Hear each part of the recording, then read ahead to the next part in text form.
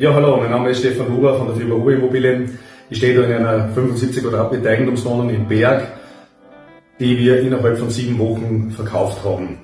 Die Wohnung hat eine ganz tolle Lage und Ausblick bis ins Gebirge und liegt im Bereich der Südstadt.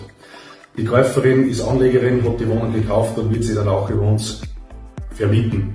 7 Wochen ist eine tolle Zeit, nicht selbstverständlich, dennoch dürfen wir auf ca. 6 bis 8 Wochen durchschnittliche Vermarktungsdauer bei uns zurückgreifen.